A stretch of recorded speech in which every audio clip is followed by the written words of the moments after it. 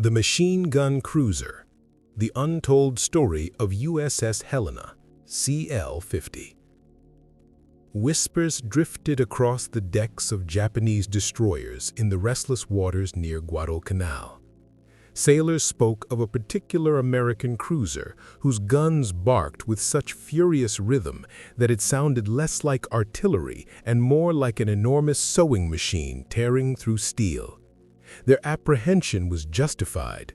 The ship they feared, USS Helena, CL-50, was no ordinary vessel. She had already endured an attack that should have destroyed her at Pearl Harbor, only to rise again as one of the most formidable warships in the Pacific. This is the chronicle of the cruiser that refused to die, whose unmatched rate of fire carved her name into naval legend, and of the 1,000 men who made that legend real. At a time when battleships still ruled and aircraft carriers were only beginning to define the next era of warfare, Helena demonstrated something unexpected: that a light cruiser armed with relentless speed and precision could tip the balance of history. Her origins, however, lay not in battle, but in the uncertain days of the Great Depression. As the United States labored to revive its industry, the Navy embarked on a sweeping modernization effort to replace its aging fleet.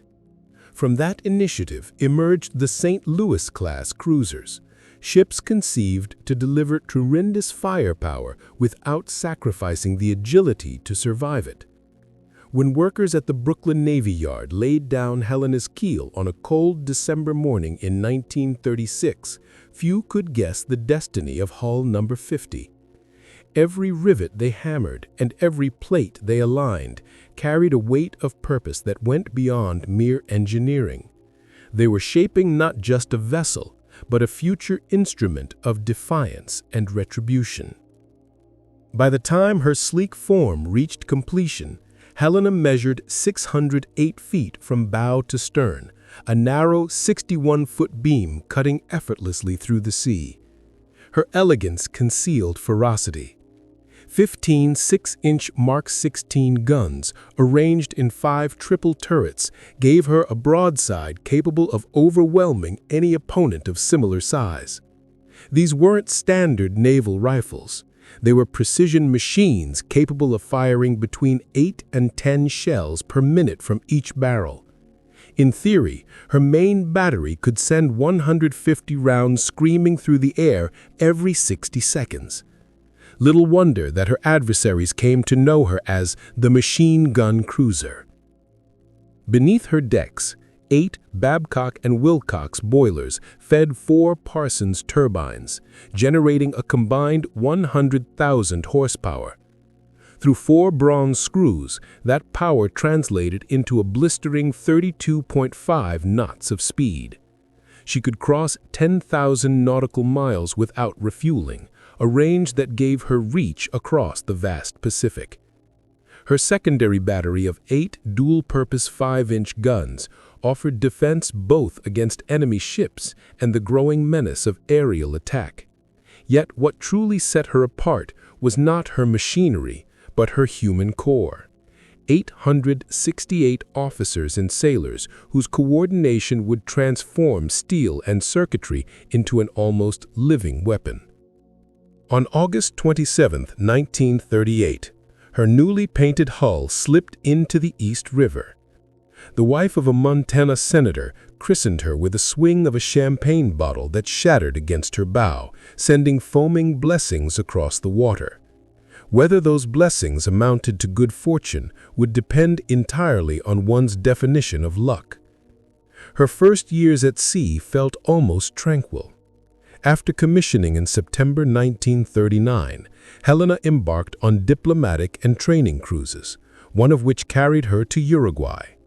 There in Montevideo Harbor, her crew gazed at the rusting carcass of the German pocket battleship Admiral Graf Spee, scuttled after the Battle of the River Plate. The sight of the defeated vessel lingered in their minds, a grim omen of the kind of war they might soon face themselves. By September 1940, Helena had transferred to the Pacific Fleet. Months of exercises in the warm Hawaiian waters followed, gunnery drills that shook the ocean surface, damage control routines repeated until they became muscle memory, and navigation tests that taught young seamen to trust instruments more than instinct. Gradually, her crew ceased to be civilians in uniform and became a fighting unit forged in discipline. As 1941 drew to an uneasy close, Helena entered the Navy Yard at Mare Island for modernization. The Navy's planners, sensing global tension turning to conflict, equipped her with new 1.1-inch anti-aircraft guns, extra fists for the fight that was coming. It was, figuratively, like arming a skilled boxer with brass knuckles before stepping into the ring. At dawn on December 7, 1941, Helena lay moored at berth 1010 inside Pearl Harbor's Navy Yard. The sea was calm, the air routine. Within hours, both would erupt into chaos that would mark her true story, a story of endurance, devastation, and a relentless will to strike back. Rebirth in Fire, USS Helena and the Road to Vengeance.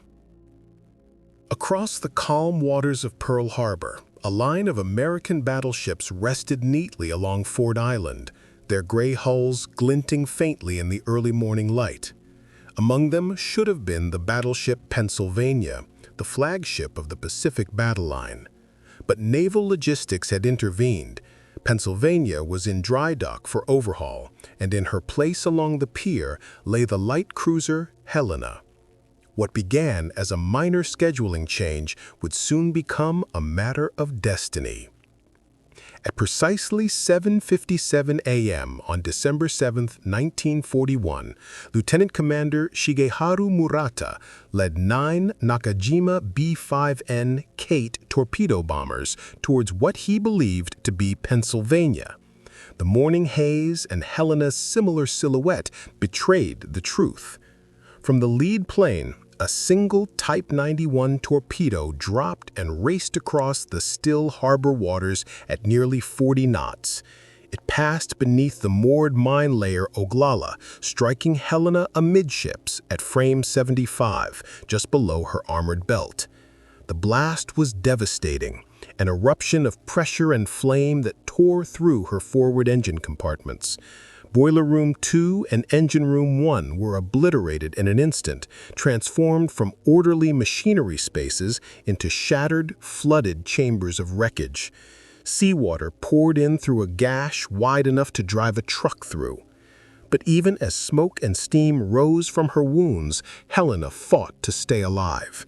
Within 2 minutes, her forward diesel generator came online, restoring electrical power to her gun mounts. As Japanese aircraft circled back for another attack run, her anti-aircraft batteries sprang to life, throwing up a wall of fire that split the sky. 4 bombs fell close alongside her hull during the second wave, their near misses peppering her decks with shrapnel. But the ship held. Where another vessel might have gone under, Helena stayed afloat through a blend of skilled seamanship, disciplined training, and sheer willpower. 40 sailors were dead, more than 100 wounded. The surviving crew worked amid chaos, blood and engine oil mixing across the wardroom floor as medical teams labored to save the injured. Above decks, gunners remained at their posts, unflinching as explosions rattled the air. By the time the Japanese aircraft turned back toward the open sea, Helena was still standing. Enemy reports later listed her as sunk, but they were wrong. The machine gun cruiser had survived, and she would not forget. In the days that followed, Helena looked less like a warship and more like a casualty clinging to life. Pumps groaned constantly to expel the seawater that flooded her compartments, while repair crews worked through sleepless nights to stabilize her. Beneath the damage, however, the heart of the ship still beat strong. On December 9th, barely 2 days after the attack, she was towed into dry dock number 2 for emergency repairs. Shipyard workers swarmed over her hull like surgeons at an operating table, cutting away torn steel and welding temporary patches across the gaping wounds. The goal was simple: make her seaworthy enough to reach a proper repair facility on the mainland. That voyage came in January 1942, when Helena set out across the Pacific for the Mare Island Navy Yard. The journey was perilous. Heavy swells pressed against her makeshift hull plates, searching for weak points. Damage control teams stood ready around the clock, prepared to plug any sudden leak that might reopen old scars. But the patches held. The ship proved tougher than anyone had expected. At Mare Island, Helena underwent not just repair, but transformation. The Navy, having learned its hard lessons from the disaster at Pearl Harbor, reimagined the cruiser for the new kind of war that had begun. Her enclosed conning tower and obstruction in night battles was replaced with an open bridge offering broader visibility. The outdated 1.1-inch Chicago piano anti-aircraft mounts were removed, replaced by 4 quadruple 40mm Bofors guns, Swedish design, American engineering, and a symbol of the Navy's new pragmatism. The most revolutionary improvement, though, came from technology. Helena was fitted with the cutting-edge SG surface search radar, capable of detecting ships hidden by darkness or fog at astonishing ranges. Paired with new FC and FD fire control radars, the cruiser could track and engage targets she couldn't even see. In the black waters of the South Pacific, this would prove the difference between ambush and survival. Under the command of Captain Robert H. English and later Captain Gilbert C. Hoover, her crew trained with unrelenting precision throughout 1942. They practiced loading drills until they could fire blindfolded, rehearsed firefighting and flooding control until instinct replaced thought. The men understood what awaited them. This was no longer peacetime gunnery. Every exercise prepared them for vengeance. In the engine rooms, mechanics fine-tuned turbines for every ounce of power. In the mess halls, conversations inevitably returned to Pearl Harbor. No one aboard considered Helena a repaired ship. She had been reborn, forged anew from pain and resolve. By July 1942, she was ready to rejoin the fleet. As Helena slipped beneath the Golden Gate Bridge, her crew gathered along the rails. Some waved toward the shoreline, where families and sweethearts stood watching. Others remained silent, gazing westward toward the ocean, and toward the enemy who had drawn first blood. The machine gun cruiser was going to war once more. The Solomon Islands awaited them, a sweltering, unforgiving battleground where jungle and sea devoured men and machines alike. Guadalcanal, with its airfield at Henderson Field, had become the pivot point of the Pacific conflict. Night after night, Japanese destroyers and cruisers raced down the narrow channel between the island chains, the slot, to deliver reinforcements and shell American positions. The United States Navy needed ships that could fight in the dark. Helena, with her radar and lightning-fast guns, was about to prove how. By early October 1942, she had been assigned to Task Force 64 under Rear Admiral Norman Scott. Unlike many senior officers still clinging to pre-war doctrine, Scott grasped the tactical potential of radar and the importance of swift, coordinated gunfire. He drilled his task force relentlessly in night-fighting maneuvers. Curiously, he chose the heavy cruiser San Francisco, not the radar-equipped Helena, as his flagship, but it would be Helena's sensors and speed that would soon define the coming battle. And so, on the night of October 11, 1942, the reborn cruiser steamed into combat once again, no longer the wounded survivor of Pearl Harbor, but the hunter in the dark. Hunters in the dark, USS Helena at Cape Esperance and Guadalcanal. By early October 1942, the long-awaited reckoning in the Solomons was drawing near. American reconnaissance aircraft flying low through the tropical haze sighted a Japanese task force under Rear Admiral Aritomo Goto steaming southward toward Guadalcanal. The formation was formidable. 3 heavy cruisers and 2 destroyers, escorting transport vessels loaded with troops and shells meant to bombard Henderson Field into submission. Rear Admiral Norman Scott, commanding Task Force 64, maneuvered his cruisers and destroyers into position off Cape Esperance. It was a trap shaped by patience and radar. As dusk bled into full darkness, aboard Helena, Radioman 3rd Class Robert S. Brown studied the glowing green arc of his SG radar screen. At precisely 23:25 hours, a small phosphorescent mark flickered to life on the scope. Enemy contacts 27,700 yards distant and closing. Helena had detected the approaching Japanese column long before the adversary knew an American force waited in ambush. What followed was a few minutes of tension that bordered on chaos. Admiral Scott, aboard San Francisco and lacking radar data, attempted to reposition his force. His order for a column turn was misunderstood, and by sheer accident, his cruisers crossed directly across the head of the Japanese line, the classic crossing of the T, a formation that naval tacticians dream of but rarely achieve in combat. On Helena's bridge, Captain Gilbert Hoover, who had taken command only weeks earlier, could see from his instruments that the enemy was now at less than 5,000 yards, practically point-blank range in naval terms. Yet permission to open fire had not been given. Hoover's frustration mounted as the radar returns grew brighter. Finally, at 23:46, a routine acknowledgement, Scott's ambiguous "Roger," was taken by the impatient gunners as a signal to commence fire. Hoover did not hesitate.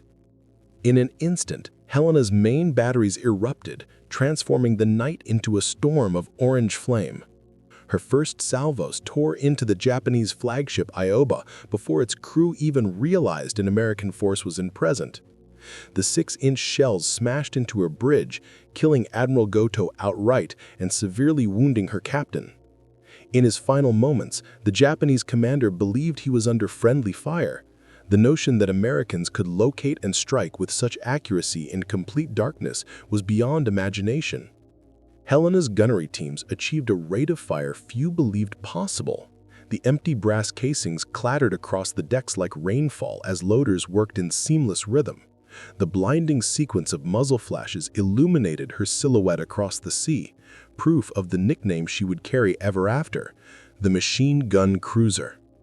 The heavy cruiser Fudotaka swung in to protect her stricken flagship, only to sail into Helena's killing zone. Shells from the American cruiser found her torpedo batteries. The Japanese long-lance torpedoes, still in their tubes, detonated in a chain of catastrophic explosions. Fudotaka became a floating inferno before finally slipping beneath the surface, taking most of her crew with her. In just 14 minutes, the Battle of Cape Esperance was decided. Helena had fired over 1,400 rounds, her gun barrels glowing a dull cherry red. It was the first decisive surface victory for the U.S. Navy in the Pacific War, and proof that American radar and gunnery could outmatch Japan even on the enemy's chosen battlefield, the night. When dawn came, oil slicks, drifting debris, and the faint smell of cordite marked the graves of Goto's squadron. Helena's exhausted crew stared across the wreckage-strewn water, proud and incredulous. For the first time since Pearl Harbor, the tide seemed to be turning. Their sense of triumph, however, would not last long. The night of Iron Bottom Sound. As November 1942 arrived, Guadalcanal remained a cauldron of attrition. Both navies were bleeding to keep control of the island and its vital airfield. The Japanese planned a massive reinforcement operation, convoys escorted by battleships Hiei and Kirishima, to crush Henderson Field once and for all. Standing between them and their objective was a hastily reorganized American force under Rear Admiral Daniel Callahan, who had replaced the fallen Scott after Cape Esperance. Callahan was courageous but untested in the art of radar-directed night warfare. Like his predecessor, he made a costly decision. He chose the radar-blind San Francisco as his flagship instead of the far better-equipped Helena. As a result, when the opposing fleets approached each other in the darkness of November 12th to 13th, Helena again became the eyes of the formation. At 01:24 a.m., Brown's radar screen flared once more, contacts entering Iron Bottom Sound, the infamous stretch of water named for the dozens of ships already resting on its floor. Two battleships led the enemy column, followed by cruisers and destroyers prepared to unleash a night bombardment on Guadalcanal. When the first shots erupted at 01:48 a.m., the scene devolved into chaos almost instantly. The American column and the Japanese bombardment group collided headlong in the blackness. Searchlights stabbed through the smoke, starshells burst overhead, casting eerie flashes of blue-white light across the heaving sea. Ships fired at silhouettes and muzzle flashes, often unsure whether they were striking friend or foe. The noise was like an unending thunderclap, the kind of battle where visibility was measured in yards and survival in seconds. In that confusion, Helena's radar proved decisive.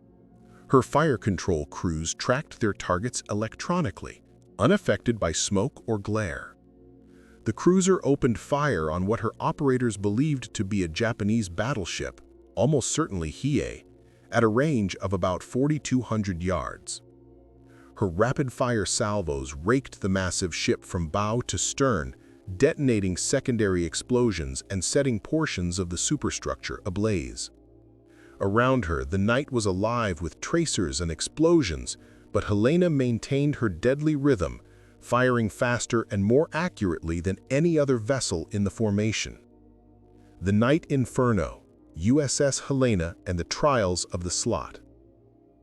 In the confusion of that brutal November night, one Japanese destroyer sealed her own fate.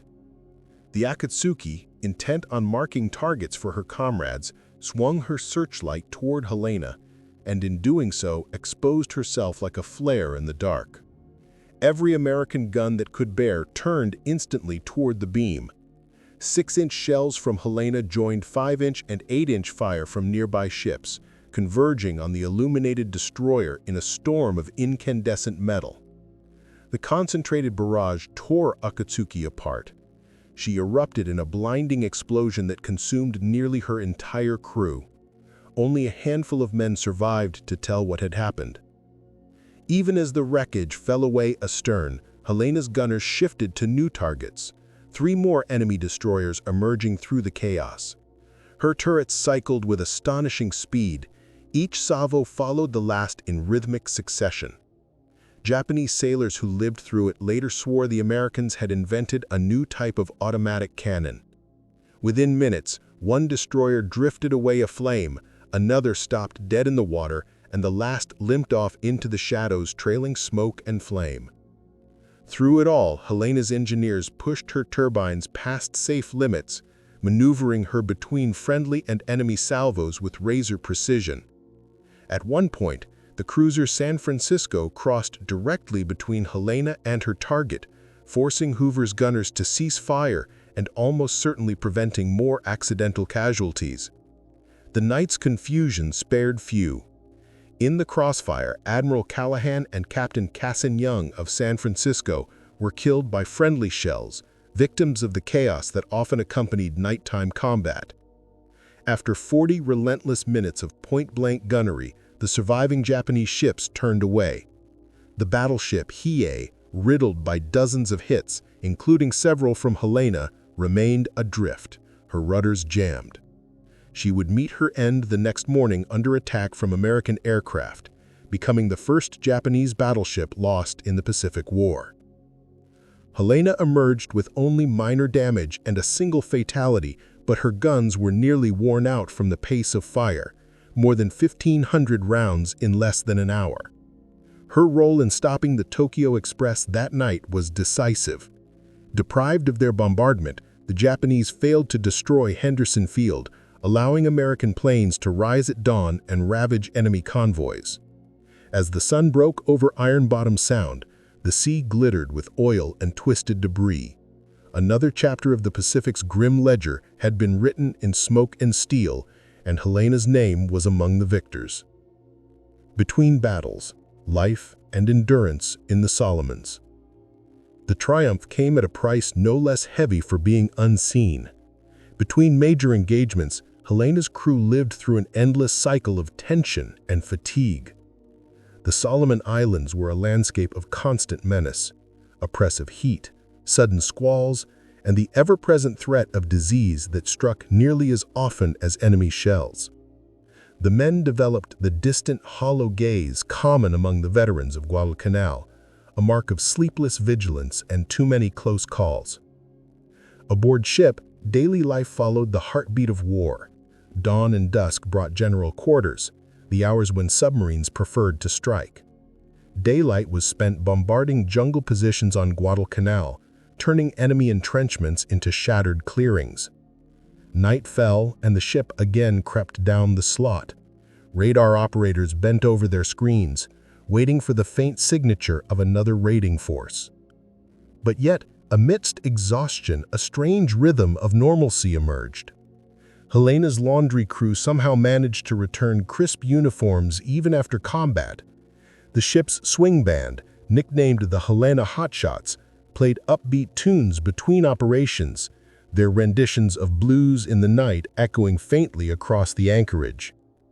Meals were whatever the supply ships could deliver. Endless Spam, powdered eggs, and coffee strong enough to stand a spoon upright. Fresh vegetables were a memory. When the temperamental ice cream machine worked, it produced the most valuable treat in the South Pacific. Sailors traded almost anything for a paper cup of vanilla. Captain Gilbert C. Hoover, who had commanded since the fall of 1942, proved a steady and pragmatic leader.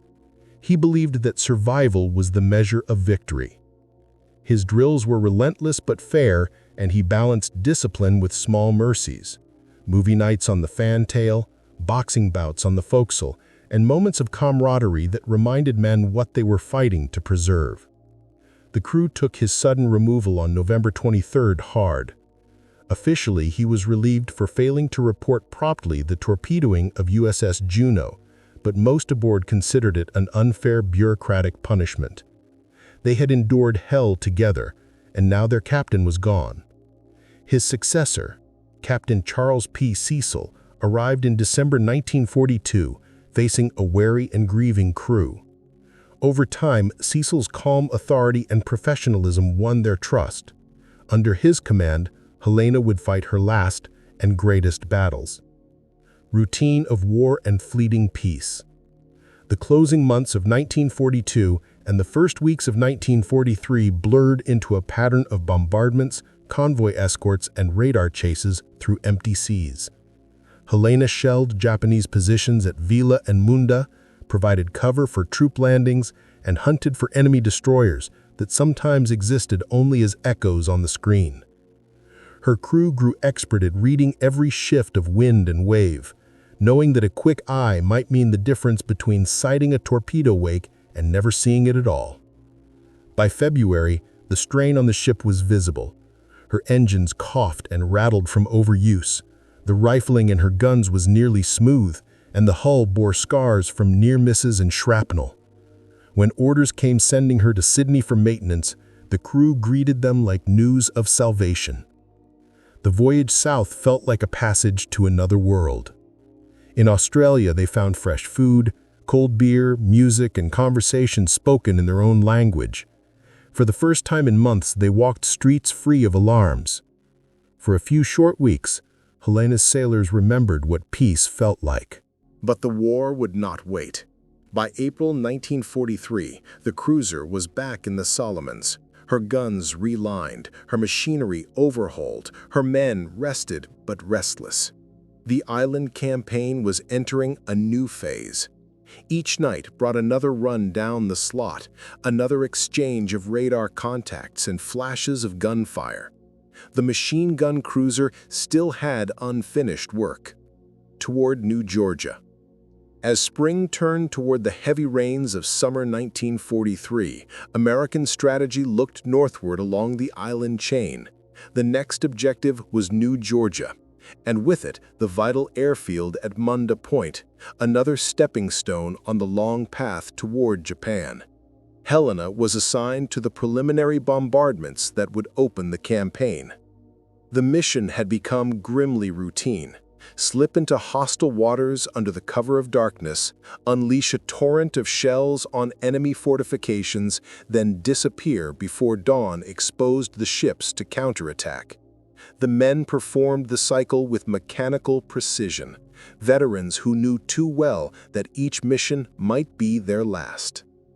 The legend of the Helena, the cruiser that fought like a battleship and fired like a machine gun, was still being written. But in the months ahead, the sea would demand its final payment. In the early summer of 1943, Helena remained one of the most active cruisers in the South Pacific. On May 13th, she once again took the lead in a shore bombardment group, this time against the Japanese base at Vila. Her salvos landed with deliberate accuracy, tearing through fuel depots, supply sheds, and scattered barracks in systematic succession. Although the enemy had learned to shift much of their materiel inland after months of such raids, the bombardment still ignited secondary explosions that lit the coastline for miles. By June, operations throughout the Solomon Islands had intensified. Intelligence reports indicated a large-scale Japanese effort to reinforce New Georgia and the surrounding islands. To counter it, every available American cruiser was ordered into nearly continuous service. The crew of Helena, now hardened veterans of countless night engagements, went about their preparations with quiet resolve. Extra ammunition was stacked deep in her magazines until they were nearly overflowing. Firefighting gear and repair materials were distributed throughout the ship, ready for instant use. Many sailors took time to write home, sensing that the coming weeks might be the most dangerous of their campaign. Toward New Georgia. On June 30th, 1943, the long-anticipated invasion of New Georgia, Operation Toenails, was launched. Helena steamed close to shore to deliver precision fire support for the landings near Rendova. Her 6-inch batteries swept the dense jungle in broad arcs, each shell clearing wide strips of vegetation and fortifications to ease the Marines' advance. Japanese coastal guns answered in bursts, their shells falling progressively closer until Helena's counterfire silenced them one by one.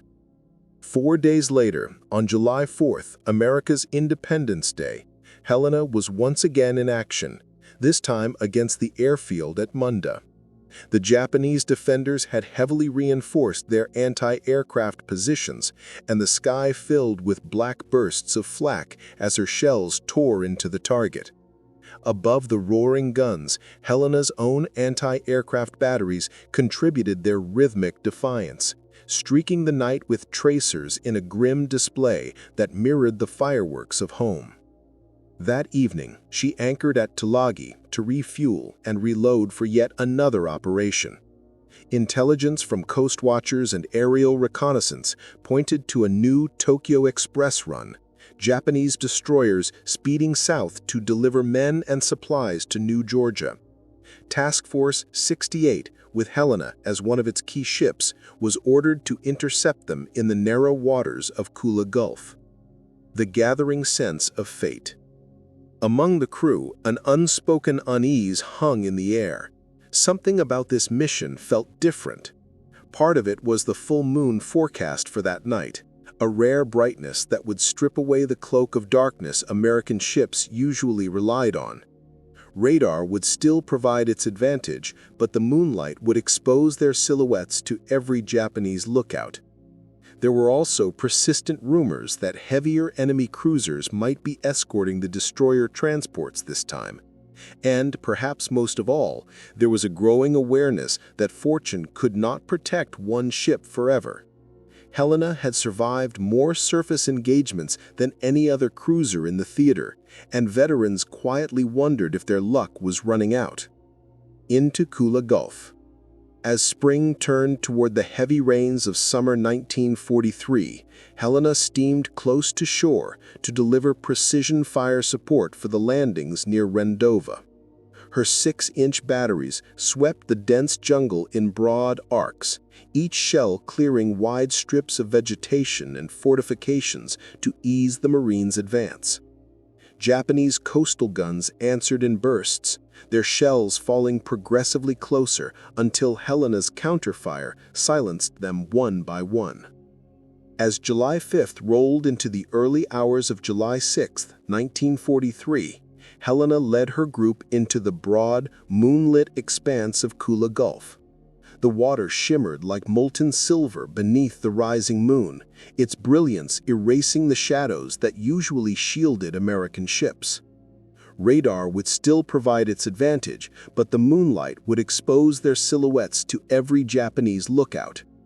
Widely regarded as the finest in the fleet, radar operators aboard Helena began picking up faint echoes creeping down from the northwest.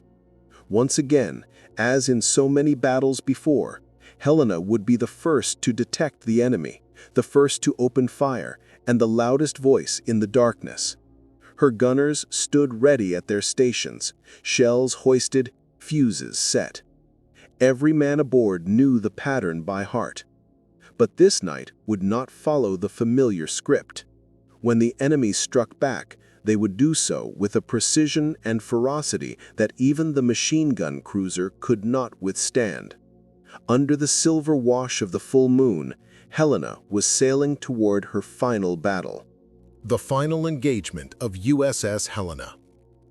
In the early hours of July 6, 1943, the Helena steamed in formation behind Honolulu, her radar screens already alive with faint returns from the northwest. The enemy was on the move again.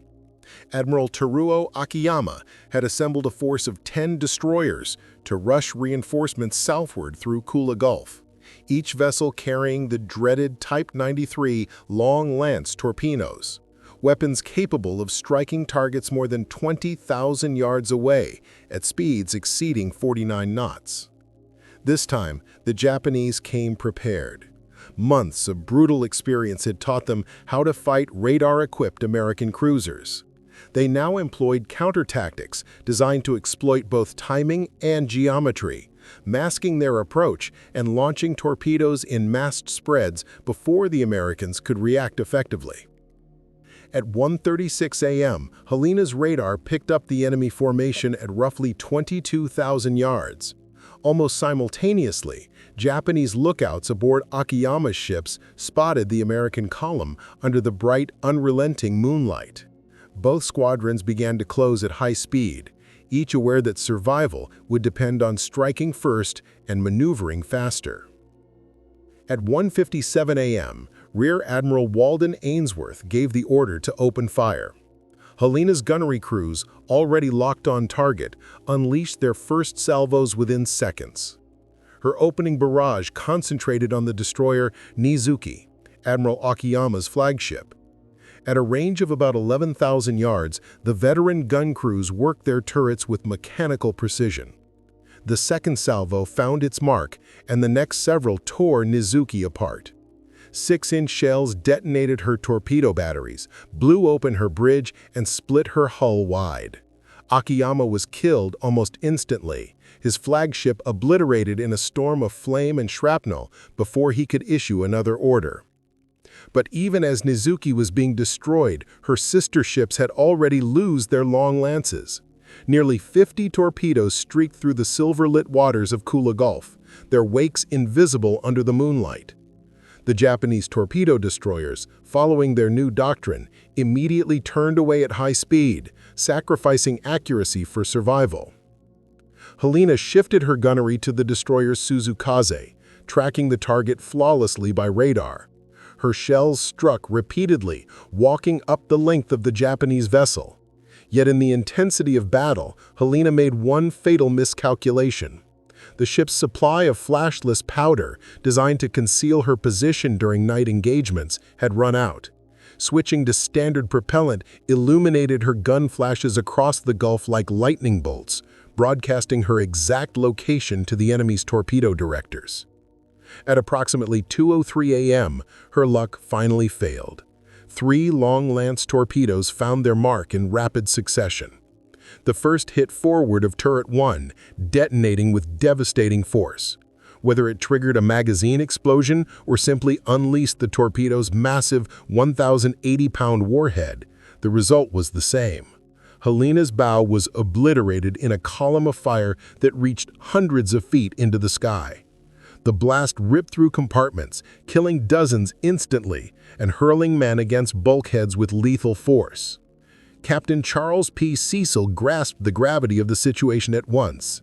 With her backbone broken and flooding uncontrollable, Helena was already beginning to buckle amidships. He gave the order that no captain ever wishes to speak: abandon ship. Even as the cruiser began to die, her gunnery crews refused to surrender their stations. The aft turrets continued to fire until the handling rooms were waist-deep in seawater. In Turret 4, men worked manually to train their guns, while in Turret 5 the crew kept firing until the list became too severe for elevation. Only when the guns could no longer be aimed did the surviving crew members make their way topside to escape. Within minutes, Helena broke apart. The bow section, everything forward of Turret 2, was already gone. The central portion containing the bridge and machinery spaces capsized and sank rapidly, carrying hundreds of men with it. The stern section, holding nearly 400 survivors, remained afloat for a time, slowly drifting in the oil-slicked sea. The surrounding waters erupted with secondary explosions and cries for help. Many sailors clung to floating debris, their bodies burned or broken, struggling to stay clear of spreading fires. Japanese destroyers circled nearby, preparing to finish the survivors, but American ships were already racing to their aid. The destroyer Nicholas, showing extraordinary courage, pressed into the danger zone despite the torpedo threat. Her crew worked frantically to haul exhausted and oil-covered men aboard while her guns opened fire on approaching Japanese vessels. In the chaos and smoke, Nicholas's rescue efforts pulled dozens, perhaps hundreds, from certain death. By dawn, the waters of Kula Gulf were calm again, save for the debris and drifting lifeboats. Helena, the machine gun cruiser, the ship that had survived Pearl Harbor and countless night battles, was gone. Her service had ended in the same way it had been lived, under fire, defiant to the very last round. USS Helena, the last watch. When dawn broke over Kula Gulf on July 6, 1943, the sea was a graveyard. Oil slicks spread across the surface. Fragments of wreckage drifted between patches of smoke, and nearly 500 survivors of the Helena still struggled in the water.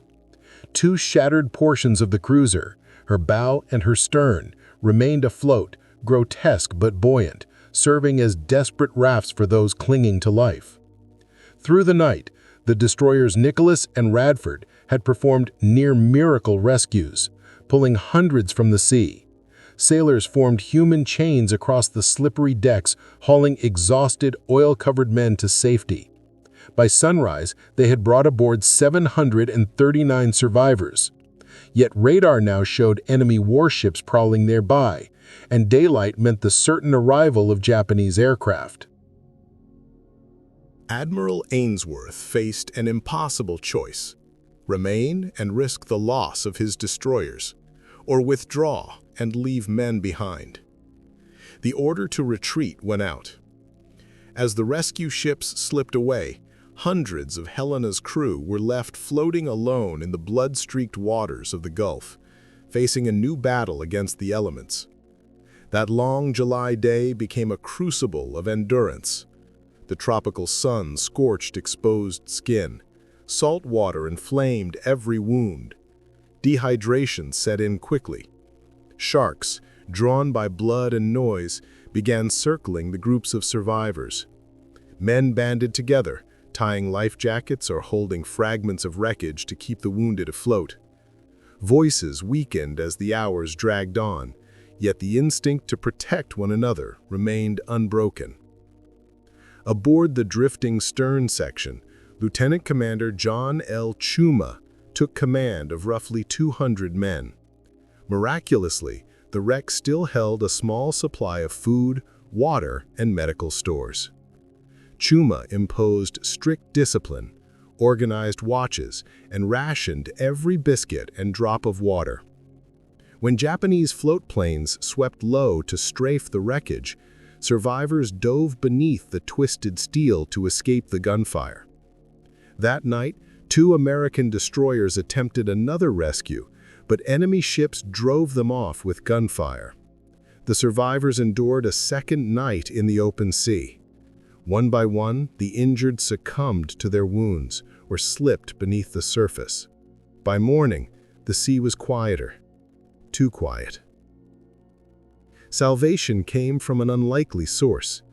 On nearby Vella La Vella Island, a Reverend A.W.E. Sylvester picked up reports of the disaster. Working with native islanders, he relayed the survivors' location through hidden radio channels to Allied command. His message set in motion one of the most daring rescues of the Pacific Campaign. On the night of July 7th to 8th, the destroyers Nicholas and Jenkins, accompanied by the fast transports Dent and Waters, slipped back into Kula Gulf under cover of darkness. Using whaleboats and inflatable rafts, crews combed the wreckage fields, pulling 165 more men from the sea and from Helena's dying stern. As the last survivors were lifted away, the great steel fragment finally sank beneath the surface, as though the ship had waited until her men were safe before taking her final plunge. Yet the ordeal was not over. 88 sailors had drifted westward toward the Japanese-occupied shores of Vella La Vella. There, aided by sympathetic islanders and Allied coast watchers, they hid in the jungle for more than a week. They lived on coconuts and rainwater, traveling only by night to avoid patrols.